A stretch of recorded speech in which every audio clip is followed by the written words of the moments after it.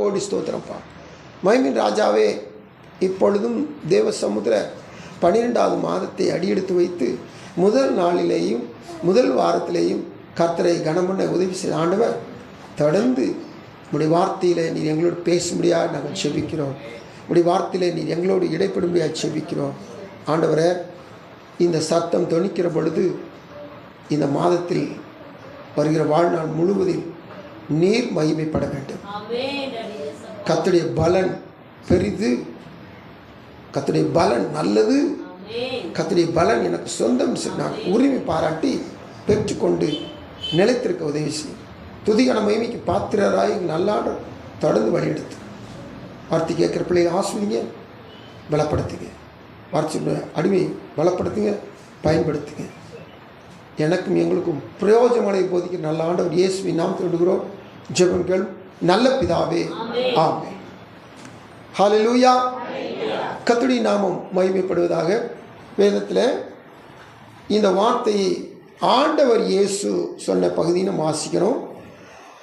மத்தேயு எழுதின சுவிசேஷம் 16ஆம் அதிகாரம் 27ஆம் வசனம், வெளிப்படுத்தின விசேஷம் 22ஆம் அதிகாரம் 12ஆம் வசனம்.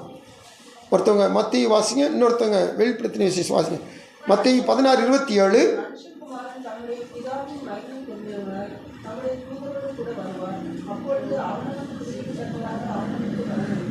அப்பொழுது அவனவனுடைய கிரியைக்கு தக்கதாக அவனவனுக்கு பலன் அளிப்பார். வெளிப்படுத்தல் 22:12.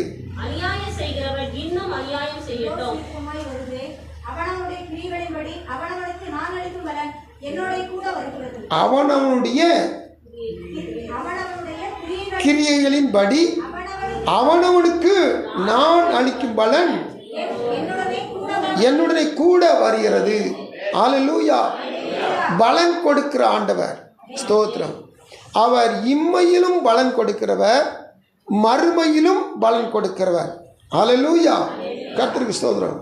இம்மையில மாத்திரம் நம்ம பலனை பெற்றுக்கொண்டா அந்த பலனுடைய வேல்யூ இம்மையிலேயே என்ன செய்யணும், முடிஞ்சிடும். ஏன்னா பூமியும் எல்லாம் ஒரு நாளில் அக்கினிக்கு இரையாக வைக்கப்பட்டிருக்கு. எல்லாமே நிகிரகமாய் சாம்பலாய் ஒன்றுக்குள்ளா போயிடும். அப்போது இந்த பலன் அவர் கொடுத்த நன்மையான பலன் ஒரு நாள் இல்லாமல் போயிடும். அதுக்கடுத்து மறுமையிலும் அவர் பலன் கொடுக்க வல்லவராக இருக்கிறார். நம்ம இந்த பூமியில் என்ன கிரியையில் நடப்பித்தமோ அதை அவர் மாம்சத்தில் ஊழியத்தில் இருந்த நாட்களில் மத்தேயு 16ஆம் அதிகாரத்தில் சொல்கிறார், பலன் அளிப்பார். தூதலோடு ஒரு நாள் வரும்போது பலன் அளிப்பார் சொல்லி தீர்க்க தரிசனமாக அவர் மாம்சத்தில் ஊழி செய்த நாட்டில் சொல்கிறார்.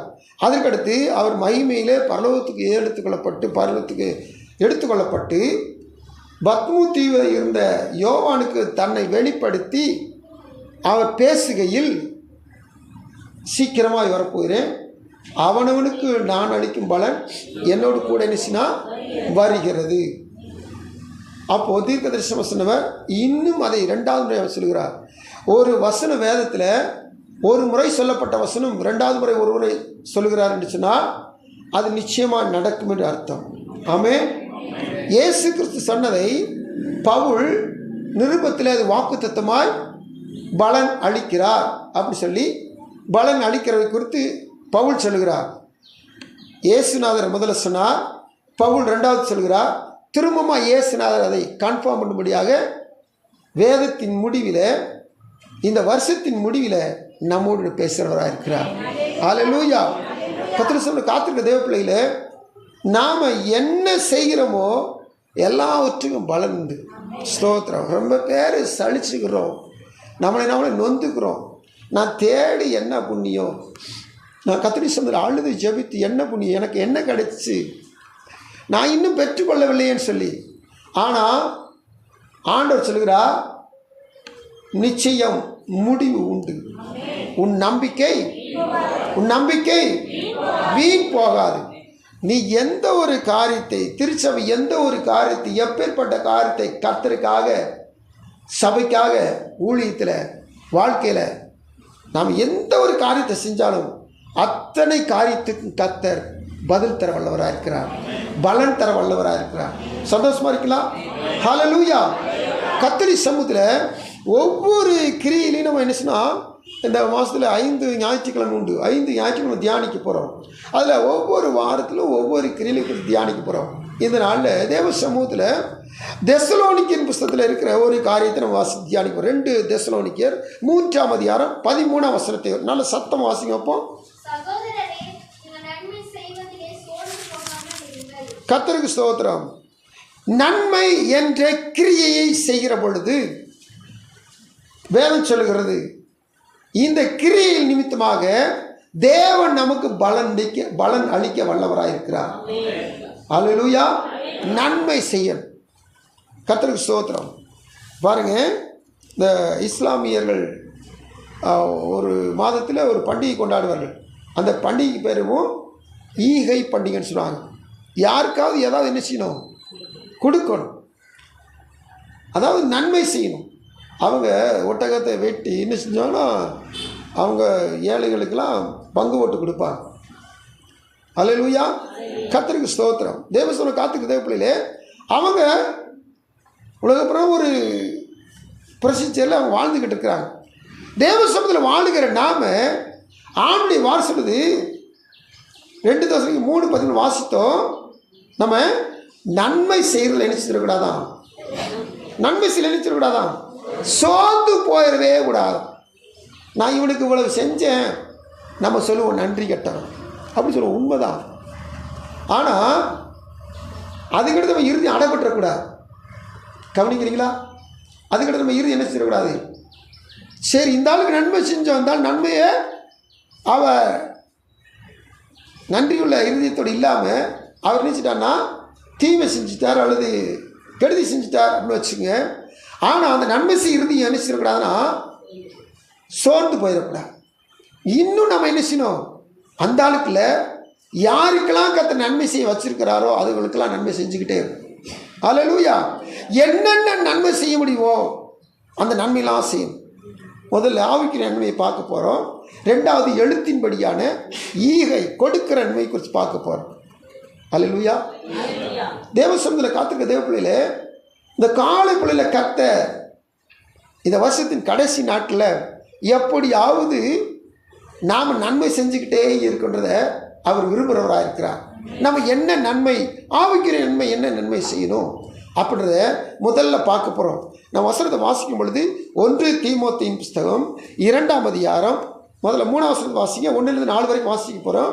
3ஆம் வசனத்தை வாசிங்க.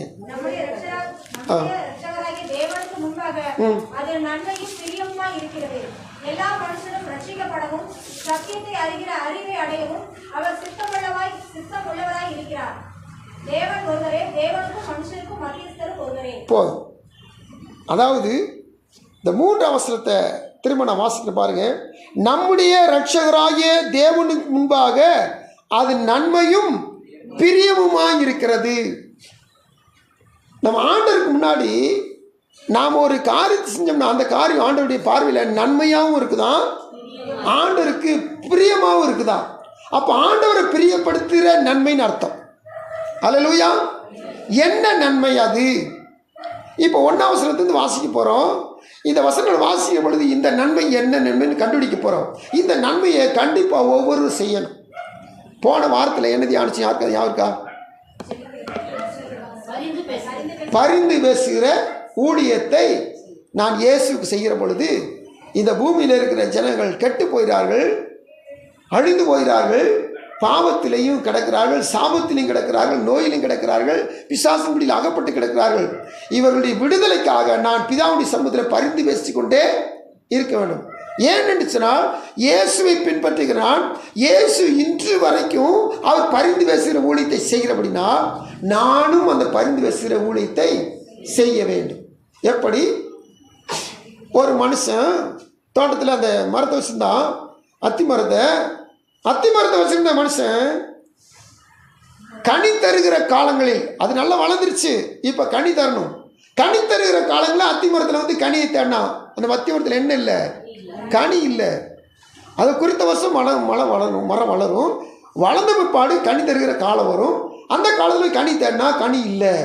அப்போது தோட்டத்துக்காரர் பராமரிக்கிற தோட்டத்துக்காரர் பார்த்து, நான் கனி தருகிற காலத்தில் முதல் வருஷம் தேடினேன், 2வது வருஷம் தேடினேன், 3வது வருஷம் தேடிட்டேன், அத்தி மரத்தில் கனியே இல்லை. அதனால கனி தராத அந்த அத்தி மரம் நமக்கு வேண்டாம்.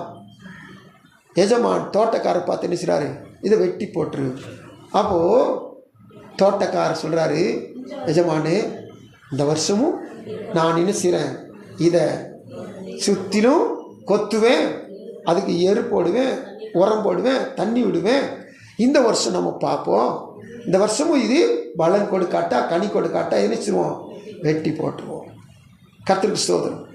இது ஒரு வருஷம் சொன்னது கிடையாது, இது இந்த 2020 சொன்னது கிடையாது, இது 2000 வருஷத்துக்கு முன்னாடி இருந்து இப்படித்தான் கர்த்தர் சொல்லிக்கிட்டேன். இந்த மனுஷன் மனம் திரும்பிடுவான், பிதாவே இந்த மனுஷன் மனம் திரும்பிடுவான், பிதாவே இந்த மனுஷன் மனம் திரும்பி வந்துடுவான், இவனை மன்னிச்சு விட்டுருங்க, என்னை மன்னிச்சு விட்டுருங்க. இன்ன வரைக்கும் 2000 வருஷமாக பரிந்து பேசிக்கொண்டே இருக்கிறார். வார்த்தை நல்லா புரிஞ்சுங்க. இன்னைக்கு நமக்கு நன்மை செய்யும் சொல்லுகிற ஆண்டவர், அந்த நன்மை அவருக்கு பிரியமாக இருக்க சொல்லுகிற ஆண்டவர் எந்த நன்மையை சொல்லுகிறான்னு சொல்லி கேட்டீங்கன்னா 1ஆம் வசனத்தை வாசிக்க போகிறோம். நான் பிரதானமாய் சொல்லுகிற புத்தி என்னவெனில், எல்லா மனுஷருக்காகவும் விண்ணப்பங்களையும் ஜெபங்களையும் வேண்டுதல்களையும் ஸ்தோத்திரங்களையும் பண்ண வேண்டும். யாருக்கு? சொந்த பந்தத்துக்கா, நண்பருக்கா, கூட பிறந்தவங்களுக்கா, தேசத்துக்கா?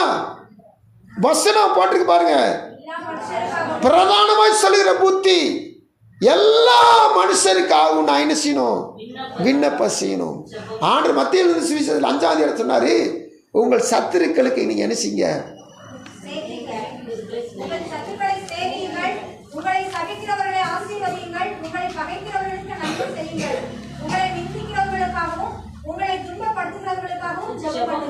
ஸ்தோத்திரம். அங்க நன்மையும் வருது, அங்க ஜெபமும் வருது.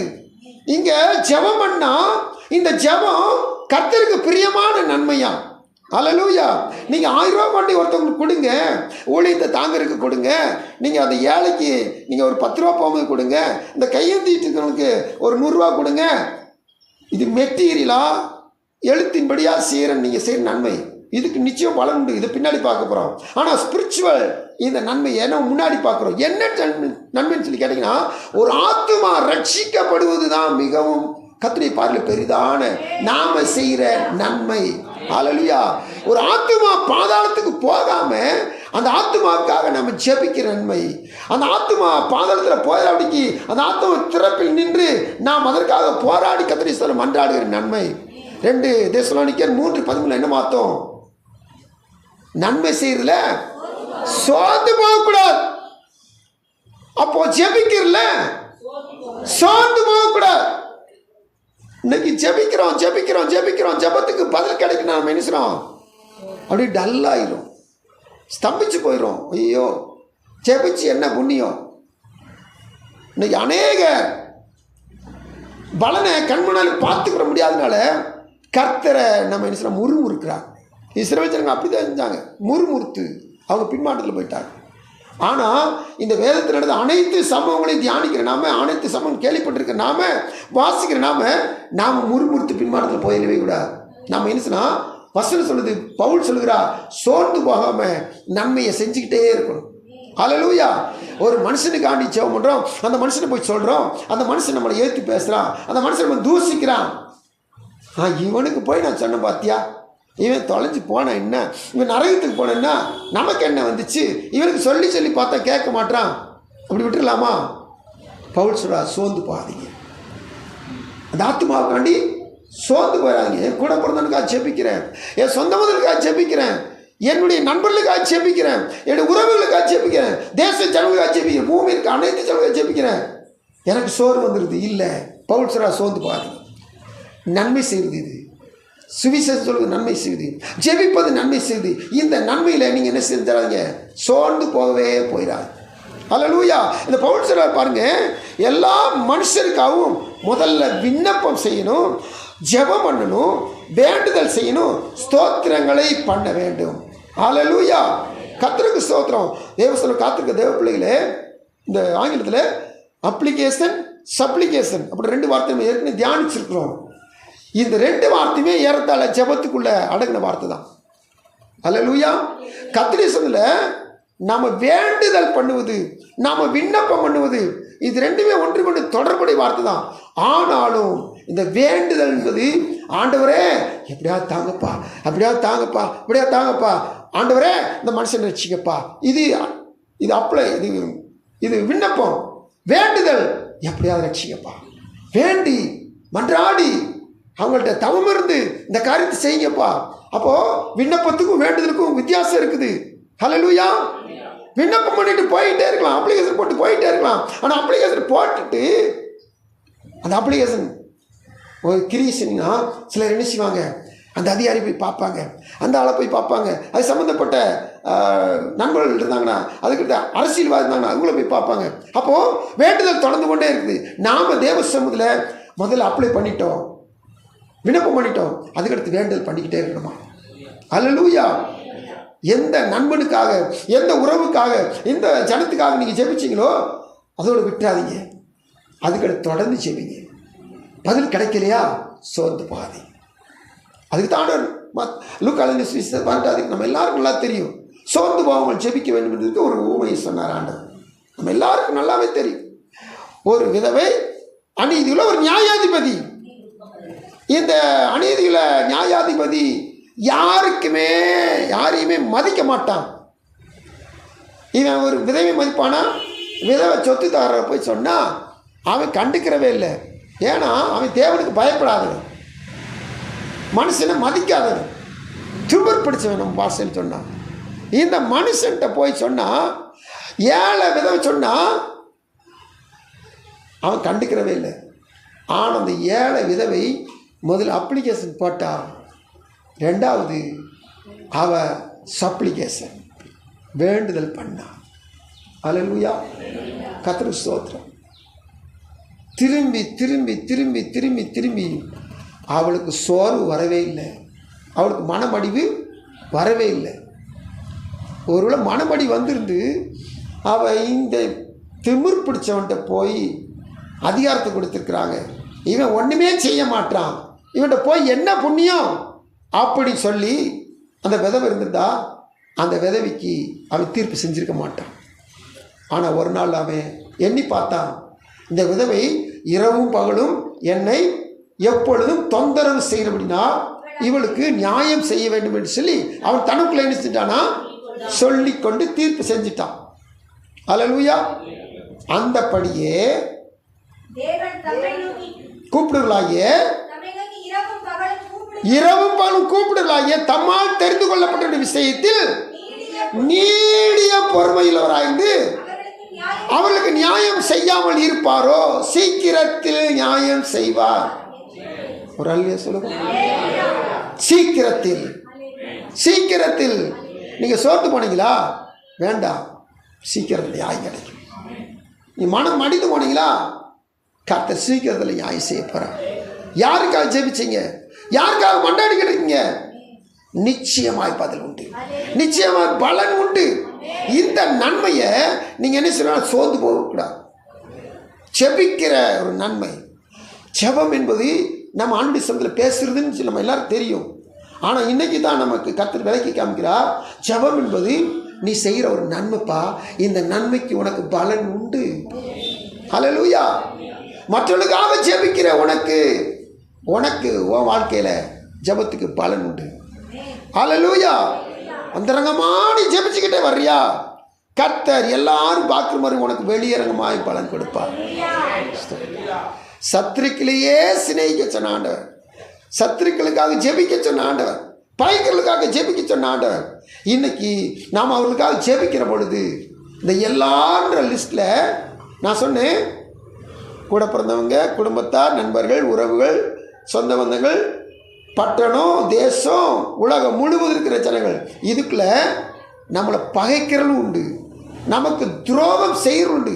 பகைச்சிட்டு சிலர் ஒதுங்கி போயிடுவாங்க, ஆனால் பகைக்கிற சிலர் துரோகம் செய்வாங்க. இவங்களுக்கும் நம்ம என்ன செபிக்கணுமா? அல்லேலூயா. இது பெரிய நன்மையா. இந்த நன்மைக்கு நிச்சயமாய் பலன் உண்டு.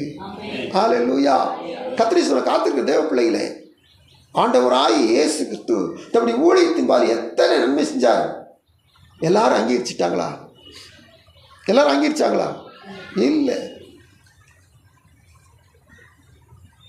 ஆண்டவர் சொல்றாரு, பந்தியிலே அப்பம் புசிச்சவன் இவர் கையில் வாங்கி சாப்பிட்டவன் அவன் குதிகால தூக்குறான். எப்படி இருக்கும்? ஆனால் அவனுக்காகவும் என்ன செஞ்சார் ஆண்டவர்? சொல்லுங்களேன். அவனுக்காகவும் ஆண்டவர் என்ன செஞ்சார்? ஜெபம் பண்ணார். அப்படியே ரொம்ப சங்கடப்படுறார். இவன் பிரமாதிருந்தானால் நல்லா இருந்திருக்கும், நலமாக இருந்திருக்கும் சொல்ற தேவசர் காத்துக்கு தேவ பிள்ளைகளே.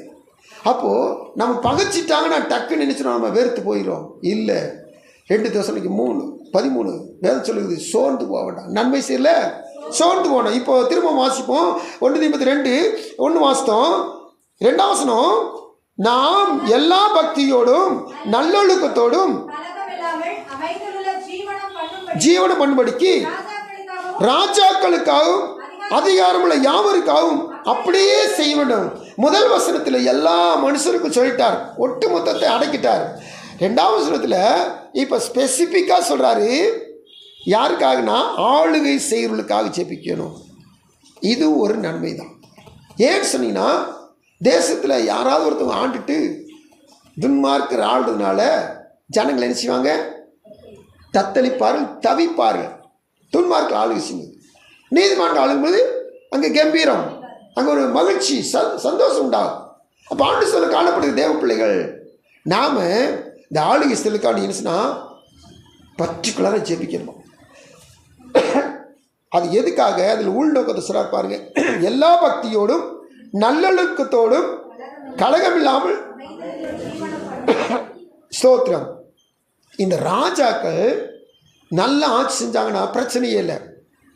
நாம் இந்த நல்லாத ராஜாக்கள் ஆளுகை செய்யும்போது எங்கும் கலகம் வரும், எங்கும் பிரச்சனை வரும். ஜாதி பிரச்சனை வரும், மத பிரச்சனை வரும், பாஷைகள் பிரச்சனை வரும். இதெல்லாம் ஒரு சிலர் அப்படி என்ன சொன்னால் தூண்டி விட்டு ஒதுக்கிடுவாங்க, மக்கள் திண்டாடிட்டு கிடப்பாங்க. இந்த வசனம் சொல்லுது, நாம பக்தியோடும் நல்லொழுக்கத்தோடும் கலகம் இல்லாமல் அமைதியுள்ள ஜீவனம் பண்ணும்படிக்கு இந்த அதிகாரத்தில் இருக்கிறவர்களுக்காக நம்ம என்ன சொன்னால் அப்படியே செய்யணும். அதாவது ஜெபிக்க வேண்டும், விண்ணப்பங்களையும் மன்றாட்டுகளையும் வேண்டுதலையும் ஸ்தோத்திரங்களையும் ஏறெடுக்க வேண்டும். இப்போ தான் நம்ம வாசித்த வசனம் வருது, நம்முடைய ரட்சராய் தேவனுக்கு அது நன்மையும் பிரியமாக இருக்குது. அப்போது நாம் தேசத்துக்காக ஆட்சியாளர்களுக்காக நம்ம ஜெபிக்கிற பொழுது இது தேவனுக்கு பிரியமான நாம் செய்கிற நன்மை. எல்லா மனுஷரும் ரட்சிக்கப்படவும் சத்தியத்தை அறிகிற அறிவை அடையவும் அவர் விருப்பம் உள்ளவராயிருக்கிறார், சித்தம் உள்ளவராயிருக்கிறார். அல்லேலூயா. நல்லா கவனிச்சு பாருங்க. ரட்சிக்கப்பட்டு அவங்க அதோடு போயிடக்கூடாது. என்ன செய்யணுமா? வசனம் சொல்ல என்ன சொல்லுமா? 4 வசனத்தில் சத்தியத்தை அறிகிற அறிவிலே அவர்கள் அடைய வேண்டும். நல்லா கவனிச்சு பாருங்க. ஆண்டவர் இயேசு இந்த கிரேட் கமிஷன் சொல்லுவாங்க, பிரதான கட்டளை சொல்றார். அப்படி சொல்லும்போது இங்கே புறப்பட்டு போய் சகல ஜாதியும் சீஸ்தராக்கி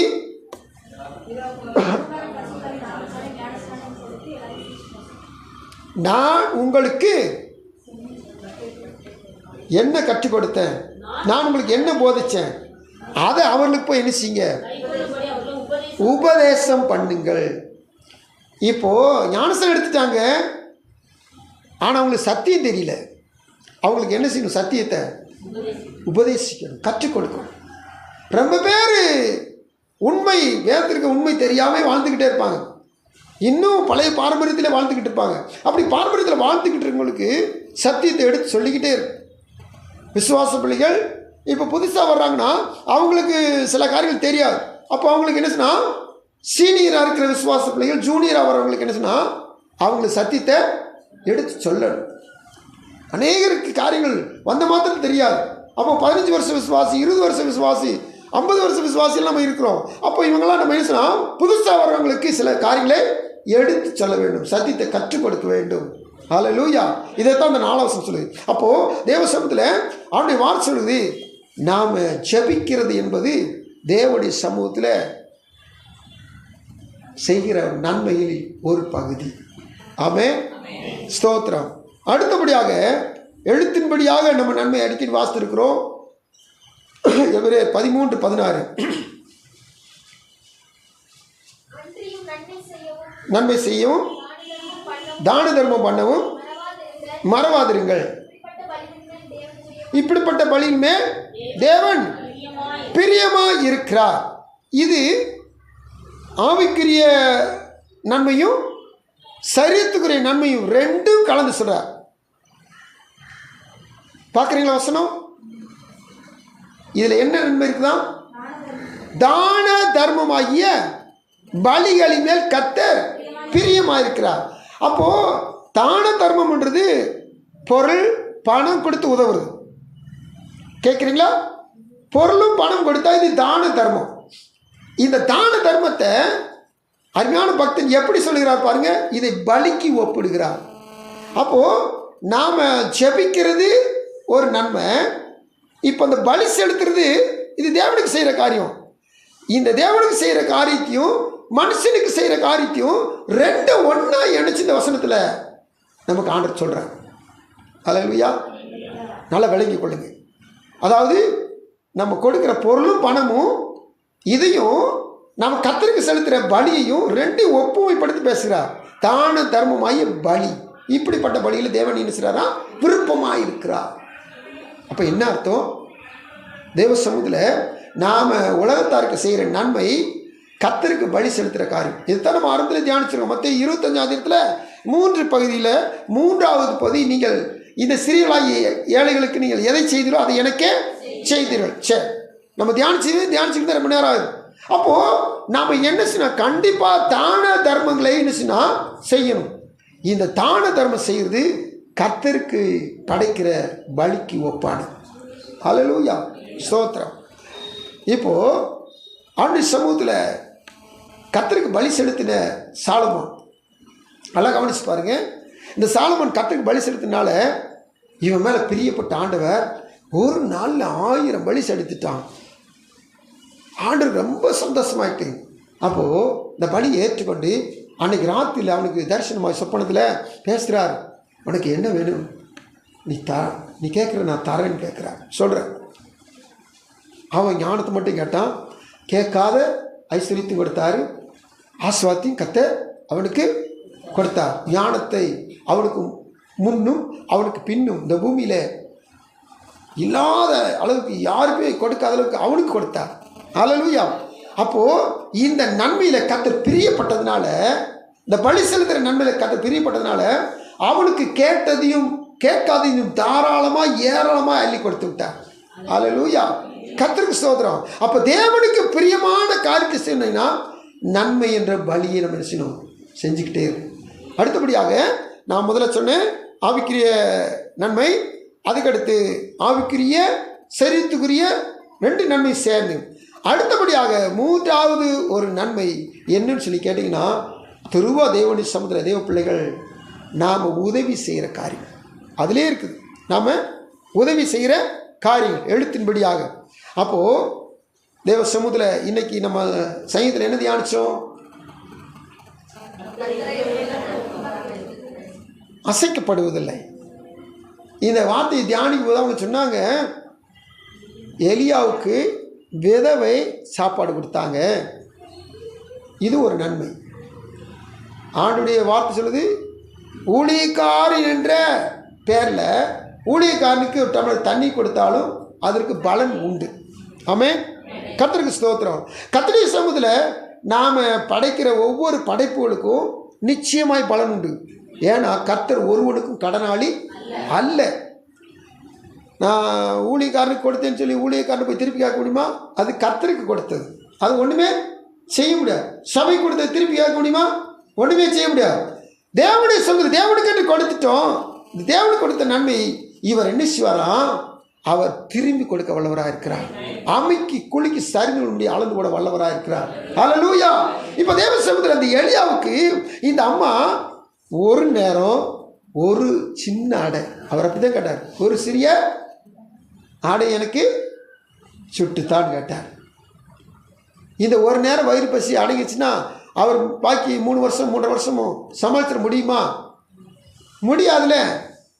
பாருங்கள், அந்த அம்மா ஒரு அடைய, அதில் கூட முதல் அடைய அந்த எலியா கொடுத்ததுனால அந்த அம்மா வீடு பஞ்சம் முடிகிற வரைக்கும் எங்கெல்லாம் பஞ்சத்தில் செத்துக்கிட்டு இருக்கிறாங்க, விதவை வீடு மட்டும் பார்த்திங்கன்னா காலையிலையும் சாயந்தரமும் அப்பம் சுடுற சத்தம் கேட்குது, அப்பம் சுட்டு சாப்பிட்ற திருப்தி எல்லோரும் பார்க்குறாங்க. காரணம் ஒரே ஒரு நன்மை, சரீர பிரகாரம் ஊழியக்காரனுக்கு சாப்பாடு கொடுத்தது. ஒரு சாப்பாடு கொடுத்தது அந்த அம்மாவுக்கு 3 வருஷமும் சாப்பாடு கிடச்சிக்கிட்டே. இது சரீர பிரகாரமான நன்மை. அல்லேலூயா. சரி, இந்த அம்மாவுக்கு பலன் என்ன கிடச்சிச்சு? அதையும் அவங்க செங்கத்தில் தியானிச்சாங்க. இந்த அம்மாவுக்கு பலன் என்ன கிடைச்சு? அவங்க 3 வருஷம் போஷிக்கப்பட்டது மட்டுமல்ல, அவங்க செத்து போன மகனையும் உயிரோடு பெற்றுக்கொண்டாங்க. ஏன்னா அவங்களே ஒரு விதவை, அவங்களுக்கு புதிய பிள்ளைக்கு விதவை போல் இவங்க ஒரு மகனை வச்சுருக்கிறாங்க. அந்த மகனை செத்து போயிட்டா அப்புறம் அவங்கள பராமரிக்கிறதுக்கு ஆள் கிடையாது. அதனால அந்த மகனையும் செத்து போனவனை உயிரோடு எழுப்பி கொடுத்தார். அல்லேலூயா. இதுதாங்க வசனம் சொல்லுகிறது. ரோமர் 2:6 அவனவனுடைய கிரிக்கு தக்க பலனை அவனவனுக்கு அவர் அளிக்கிறார், தருகிறார் தேவ சமூகத்தில். ஆனால் உண்மையிலேயும் அந்த வசனத்தை விட மிஞ்சித்தான் நன்மை நடக்குது. எப்படி மிஞ்சி? ஒரு நேரம் சாப்பாடு அது 3 வருஷம் சாப்பாடாக மாறுது. சிந்திக்கிறீங்களா? ஒரே ஒரு நேரம் தான் சாப்பாடு, ஆனால் அந்த ஒரு நேரம் சாப்பாடு எப்படி மாறுது? 3 வருஷம் சாப்பாடாக அந்த நமக்கு திருப்பி கிடைக்கும். நீங்கள் ஒன்று செஞ்சீங்கன்னா அதை 365 × 3 பெருக்கி பார்த்தீங்கன்னா ஏறத்த 1000 பக்கத்தில் வந்துடும். 1000 தாண்டி தான் வரும். அல்லேலூயா. கர்த்தருக்கு ஸ்தோத்திரம். தேவத்தில் காத்துக்கு தேவ பிள்ளைகளே, அப்போ 1க்கு 1000 மடங்கு கர்த்தர் பலன் தர வல்லவராக இருக்கிறார். சந்தோஷமா இருக்கீங்களா? நீங்கள் இன்னைக்கு ₹1 ஒரு ஏழை கொடுத்தீங்கன்னா, இன்னைக்கு நீங்கள் ஒரு காணிக்கையை கர்த்தருக்கு கொடுத்தீங்கன்னா அந்த ஏழைக்கு கொடுத்ததையும் திருப்பி கொடுத்துருவார். கர்த்தருக்கு கொடுத்ததுலையும் அளவில்லாமல் மடியில் சரிஞ்சு விழும்படி அளந்து போட வல்லவராக இருக்கிறார். அல்லேலூயா. எந்த காரணத்தை கொண்டும் தேவ சமூகத்தில் நீங்கள் உலகத்துக்கு செஞ்சாலும் சரி, ஏழைக்கு செஞ்சாலும் சரி, கர்த்தருக்கு கொடுத்தாலும் சரி, ஏதோ ஒரு வகையில் கொடுத்ததை திருப்பி கொடுக்க வல்லவர். அதை ஒன்றா திருப்பி கொடுப்பார். 1க்கு 1 கொடுப்பார். ஏழை கொடுக்கும்போது, இறைவனுக்கு கொடுக்குற பொழுது அதை 30, 60, 100ன்னு சொல்லி விதைக்கு சொல்லியிருக்கிறார். விதைய ஊமையில் சொல்லியிருக்கார். ஆனால் பார்த்தீங்கன்னா 1000, லட்சம், கோடி கர்த்தர் திருப்பி தர வல்லவராக இருக்கிறார். அல்லேலூயா. கர்த்தர் எத்தனை சாட்சிகள், சில புஸ்தகங்களை வாசிக்கிறோம், எத்தனை காரியங்கள் நம்முடைய வாழ்க்கையில் வாசிக்கிறோம். தேவனுடைய சமூகத்தில் நம்முடைய ஆலயத்தின் பணியின் காரியங்களை கொடுத்தவங்களை பார்த்தீங்கன்னா கர்த்தருக்குள்ளாக ரொம்ப ஆசீர்வாதமாக கர்த்தரை மையப்படுத்தலாக காணப்படுகிறார். அல்லேலூயா. அப்போது ஆண்டுடைய சமூகத்தில் காத்திருக்க தேவ பிள்ளைகள் ஆவிக்குரிய நன்மை, ஆவிக்குரிய சரீரத்துக்குரிய 2 சேர்ந்த நன்மை, அப்புறம் சரீரத்துக்குரிய நன்மை. இந்த நன்மைகளை எந்த நன்மையாலும் சரி நீங்கள் செய்கிற போது அதுக்கேற்ற பலனை கர்த்தர் தர வல்லவராக இருக்கிறார். அல்லேலூயா. அடுத்தபடியாக பழைய ஏற்பாட்டில் ஒரு சம்பவத்தை வாசிக்கிறோம். சிப்பிரால் பூவாள்னு சொல்லுங்க தானே, 2 ஸ்திரீகள் செஞ்ச நன்மை. என்ன நன்மை செஞ்சாங்க? யாத்திராந்த புஸ்தகம் 2ஆம் அதிகாரத்தில் அந்த சம்பவம் உண்டு.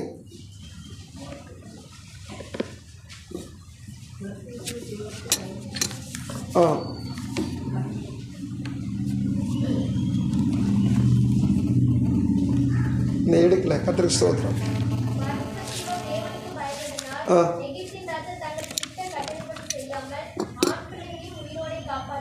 ஆண் பிள்ளைகளையும் உயிரோட காப்பாற்றினார்கள். 15லேருந்து 21 வரைக்கும் அந்த சம்பவம் இருக்குது. இந்த சம்பவத்தில் தேசத்தில் ஆண்கள் பெருகக்கூடாது, ஆண்களை பூரா கொண்டு போட்டுன்னு சொல்லி ராஜா சட்டம் போடுறார். அப்படி சட்டம் போடும்போது 2 பேரை கூப்பிட்டு, எபிரேயர்களை 2 பெண்களை கூப்பிட்டு, நீங்கள் பெண்கள் பிரசவத்துக்கு போகும்போது பிரசவிக்கிற நேரத்தில் பெண் பிள்ளையாக இருந்தால் விட்டு வச்சுருங்க, ஆண் பிள்ளையாக இருந்தால் அவங்கள கொண்டு போட்டுருங்க அப்படி சொல்லி இந்த 2 பேருக்கு ஆலோசனை சொல்லி சம்பளத்தை கூட அனுப்புகிறாங்க. ஆனால் இந்த 2 மருத்துவச்சிகளும், அதாவது பிரசவ நர்ஸுகள் 2 பேரும் போய் என்ன சொன்னால், பெண் பிள்ளையும் உயிரோடு வச்சுறாங்க, ஆண் பிள்ளையும் உயிரோடு வச்சுறாங்க. இப்போ ராஜா கூப்பிட்டு கேட்குறான், ஆம்பளை பிள்ளை கொல்லத்தான்னு சொன்னேன், எதுக்கு உயிரோடு வைக்கணும்னு கேட்டால் அவங்க சரியான ஒரு பதிலை என்ன சொல்கிறாங்க, ராஜா தப்ப முடியாத ஒரு பதில் சொல்கிறாங்க. இந்த எகிப்தியர்கள் அவங்க சும்மா சரிதில் சொங்கிகள், ஆனால் எபிரேயர்கள் அப்படி கிடையாது. எபிரேயர்கள் பலவான்கள், பலமுள்ள ஸ்திரீகள். அவங்க பிரசவம்லாம் அவங்களுக்கு சாதாரண காரியம். அவங்களுக்கு நாங்கள் மருத்துவச்சி நாங்கள் போய் பிரசவம் பார்க்குறதுக்கு முன்னாடி அவங்க என்ன செய்வாங்க, அவங்கள பிள்ளையே பெற்று எடுத்துருவாங்க. அப்படி என்னச்சுன்னா பதில் சொல்கிறாங்க. நல்லா கவனிச்சு பாருங்க. இப்படி பதில் சொல்லி எபிரேயர்களுக்கு, அதாவது இஸ்ரவேலருக்கு இந்த மருத்துவச்சிகள் நன்மை செய்தபடினா வசனம் சொல்லுது அவங்களுக்கு பலன் கிடைச்சிச்சு. என்ன பலன் தெரியுமா? குடும்பங்கள் கர்த்தர் அவர்களை தலைக்கும்படி செய்தார். ஹல்லேலூயா. கண்கூடாய் நடக்கிற ஒரு நன்மை. நீங்கள் என்ன நன்மை செஞ்சீங்களோ அந்த நன்மைக்கு கர்த்தர் உங்கள் குடும்பங்களை, நம்முடைய குடும்பங்களை தலைக்க செய்ய வல்லவராய். ஹல்லேலூயா, ஹல்லேலூயா, ஸ்தோத்திரம். தேவஸ்தல காத்துக்க தேவ பிள்ளைகள் எப்பொழுதும் இந்த நன்மை செய்யலன்னு சொன்னா சோர்ந்து போயிடக்கூடாது. ஏன் இந்த வார்த்தையை பவுல் பயன்படுத்துகிறார் அப்படின்னு சொல்லி கேட்டிங்கன்னா, நன்மை செய்யும்போது ஆரம்பத்தில் சொன்னேன், மனமடி உண்டாகிறாப்புல சில காரியங்கள் நடக்கும். சத்துருக்கள் அல்லது சத்ருவாயி பிசாசு மனமடி உண்டாக்குவான். அப்படி நடக்கும். கர்த்தருக்கு சோதரம். இந்த நன்மை செய்கிற காரியங்களில் ஒரு 3 கான்செப்ட் உண்டு. அது தெரிஞ்சுக்கிட்டு அந்த காரியத்துக்குள்ள போவோம். என்னன்னு சொல்லி கேட்டிங்கன்னா, ஒரு மனுஷன் நன்மை செஞ்சால் இன்னொரு மனுஷன் என்ன செய்வான்? நன்மைக்கு நன்மை செய்வான். ஒரு மனுஷன் நன்மை செஞ்சான்ட்டுனா பிசாசு என்ன செய்யனா அந்த நன்மைக்கு தீமை செய்யும். ஹல்லேலூயா. பிசாசுடைய சுபாவம் நன்மைக்கு தீமை செய்கிற சுபாவம். மனுஷனுடைய சுபாவம் நன்மைக்கு நன்மை செய்கிற சுபாவம். தேவனுடைய சுபாவம் என்ன சொல்லி கேட்டிங்கன்னா தீமைக்கு நன்மை செய்கிற சுபாவம். ஹல்லேலூயா, ஸ்தோத்திரம். இந்த சம்பவம் தான் தாவீதுடைய வாழ்க்கையில் நடந்துச்சு. நம்ம எல்லாருக்கும் நல்லா தெரியும். இந்த சம்பவம் என்ன நடந்துச்சு? தாவீதுடைய வாழ்க்கையில் நடந்துச்சு.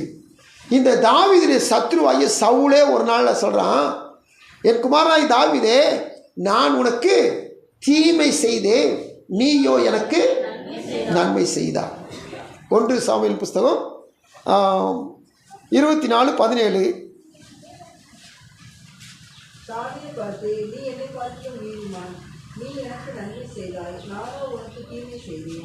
இவன் என்ன சொன்னா, நீதிமான், நீ எனக்கு நன்மை செய்தாய், நானோ தீமை செய்தேன்.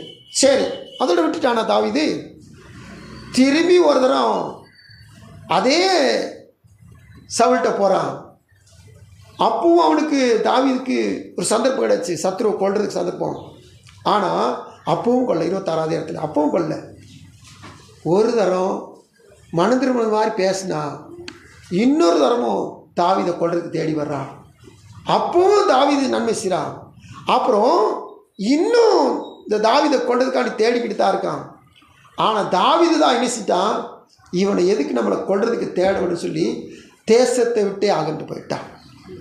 ஆனால் இந்த தாவீது, இந்த சவுல் எவ்வளவு தீமை செஞ்சாலும் சரி, அந்த தாவீது இந்த சவுலுக்கு நன்மை தான் செஞ்சுக்கிட்டே இருந்தான். என்ன நன்மை செஞ்சான்? உயிரை, இந்த சவுல் உயிரை காப்பாற்றினான். இவனும் கொல்லலை, கொல்ல வந்தவங்களையும் கொல்ல விடலை. சரி, சவுல் ஒரு நாள் செத்துட்டான். ஆனால் அதுக்கடுத்து பாருங்க, சவுலை கொன்னவன் வந்து சொல்கிறான், நான் சவுலை கொன்னுட்டேன், அவர் அரைகுறையாக உயிரோடு இருந்தார், அதனால் நான் குத்தி கொன்னுட்டேன்றான். அந்த கொன்னவன் சொன்ன வாயில், அவன் வாயிலே உண்மை சொன்னதுனால, நீ நீதிமான கொன்னதுனால, அபிஷேகம் பண்ணப்பட்டவரை கொன்னதுனால நீயும் வாய் நிற்பான், நீ கொல்லப்படுவான்னு சொல்லி அவனை கொண்டு போடுறான். அல்லேலூயா. நல்லா கவனிச்சு பாருங்க. இந்த நன்மை செய்யல தாவீது சோர்ந்து போனானா? தீமை தான் வருது, தீமைக்கு நன்மை செய்கிறான். இது என்ன சுபாவம்? இப்போ தானே சொன்னோம், தேவனின் சுபாவம், தெய்வீக சுபாவம். அப்போ தேவ சமூகத்தில் இந்த தெய்வீக சுபாவம் ஒருவருக்கு இருந்தால் எத்தனை தான் இடர்கள் வந்தாலும் நம்ம சோர்ந்து போகவே மாட்டோம். அப்போ நம்ம நீ ஜபிக்கிற தெய்வீக சுபாவம் வேணும். உண்மை போல நன்மை செய்கிற ஆண்டவர் உண்மை போல நன்மை செய்கிற அந்த சுபாவத்தை எனக்கு தாங்க ஆண்டவரை. எத்தனை தீமை செஞ்சாலும் சரி, அந்த தீமைக்கு நீங்கள் தீமை செய்யாமல் நீங்கள் தீமைக்கு நன்மை செய்ய பாருங்கள். இது தெய்வீக சுபாவம். அல்லேலூயா. அப்போ ஆண்டு சொல்ல காத்திருக்கிற பிள்ளைகள் நம்ம என்ன சொல்லி கேட்டீங்கன்னா, வேதம் சொல்கிறது, நம்ம எந்த காரணத்தை கொண்டும் நாம் சோர்ந்து போகாமல் நன்மை என்ன செய்து கொண்டே இருக்க வேண்டும். கர்த்தருக்கு ஸ்தோத்திரம். சரி, இப்போது பழைய ஏற்பாட்டில் ஒரு வசனத்தை வாசிப்போம். உபாகமத்தின் புஸ்தகம் 12:28. நீ உன் தேவனாகிய கர்த்தரின் பார்வைக்கு நன்மையும் புண்ணியமானதை செய்வதனால் நீயும் உனக்கு பின்வரும் உன் பிள்ளைகளும் என்றென்றைக்கும் நன்றாய் இருக்கும்படி. அதோடு முடிச்சுக்கிடுவோம். தேவனுடைய பார்வையில் நன்மையும் செம்மையுமானதை செஞ்சால் நம்ம சந்ததி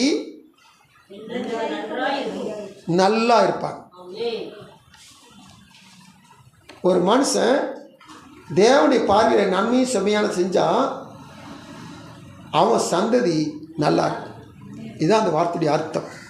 அப்போது அந்த சந்ததி நல்லா இருந்தீங்கன்னா நிச்சயமாக அவன் நன்மை செஞ்சுருக்கணும். அல்லேலூயா. இப்போது பழைய ஏற்பாட்டில் இன்னொரு மனுஷன், அவன் ஆதியாகமத்தின் புஸ்தகம் 50ஆம் அதிகாரத்தில் இந்த வசனம், யோசிப்பு காரியம் 20ஆம் வசனம், ஆதியாகமம் 50:20.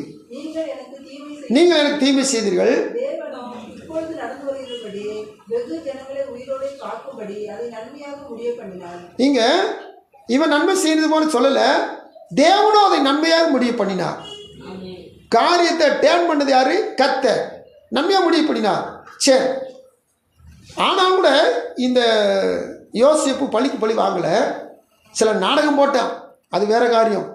அது அவங்க இது பண்ணுறக்காண்டி அவனுடைய மெமரி கொண்டு வரதுக்காண்டி சில நாடகம் போட்டான். சரி, அது முடிஞ்சிட்டு. ஆனால் அவன் பழி வாங்கலை. அவன் என்ன செஞ்சானா, அவங்கள வச்சு பராமரித்து போஷித்தான், சாப்பாடு கொடுத்தான். ஹல்லேலூயா. இந்த யோசேப்புக்கு என்ன நன்மை கிடைச்சி, என்ன பலன் கிடைச்சி? அதிபதியான பிறகு அவன் செய்கிறான், அது ஒரு நன்மை தான். ஆனால் என்ன நன்மை கிடைச்சுன்னா, 12 பிள்ளைகள் முதல் பிள்ளை யார்? ரூபன். ரூபனுக்கு எத்தனை பங்கு கிடைக்கணும்? 2 பங்கு கிடைக்கணும். ஆனால் 11ஆவது பிள்ளை யோசேப்பு, 11ஆவது பிள்ளை யோசேப்புக்கு 2 பங்கு கிடைச்சிட்டு. கவனிச்சு பாருங்க, 11ஆவது பிள்ளை யோசேப்புக்கு 2 பங்கு கிடைக்கிறதுக்கு நியாயம் உண்டா? தலைப்பிள்ளைக்கு தான் சேஷ்ட புத்திர பாகம். ஆனால் 11ஆவது மகனுக்கு சேஷ்ட புத்திர பாகம் கிடைக்குது.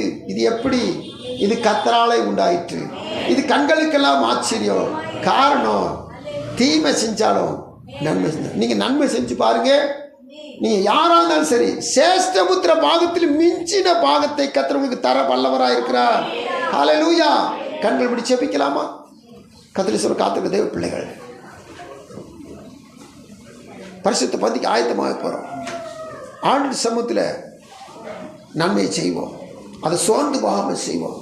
ஆவிக்கு நன்மை செபிச்சுக்கிட்டே இருப்போம், வேண்டுதல் பண்ணிக்கிட்டே இருப்போம், மன்றாடிக்கிட்டே இருப்போம்.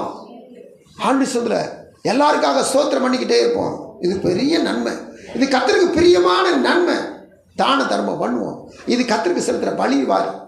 இந்த பலி 1000 பலி செலுத்தி அளவில்லாத ஞானத்தை பெற்றுக்கொண்ட சாலமோன் தேவ சமூகத்தில் நாமும் பலி செலுத்துவோம். அது தான தர்மமாகி பலி செலுத்துவோம். ஒரு கொர்நேலியை போல ஆண்டு சமூகத்தில் தூதனே வந்து ரட்சிப்பை பேதுரு கூப்பிட்டு வந்து ரட்சிப்புக்கு ஏதுவாக சொன்னது போல நம்முடைய வாழ்வு கர்த்தர் பிரபலமான மகிமையான காரியத்தை செய்ய வல்லவராக இருக்கிறார். தேவஸ்தான காத்துக்கு தேவ பிள்ளைகளை எழுத்தின்படியாக சரீரத்தின்படியாக அநேகருக்கு பொருளாதார நன்மைகளை செய்வோம், பண உதவிகளை செய்வோம். ஆண்டு சமூகத்தில் அருமையான பிள்ளைகளை கர்த்தர் ஆஸ்வதிக்க பிரதிபலனை கொடுக்க வல்லவராக இருக்கிறார். அன்பின் பரலோக பிதாவே, மக்கோடு ஸ்தோத்திரப்பா. மகிமை ராஜாவே, இந்த நாளுக்காக வேலைக்காக ஸ்தோத்திரம். இப்போ தேவ சமூகத்தில் எங்களை தாழ்த்துறோம். மட்டுமாய் இப்படி வார்த்தையில் தியானிக்க வச்சிங்களை ஸ்தோத்திரப்பா.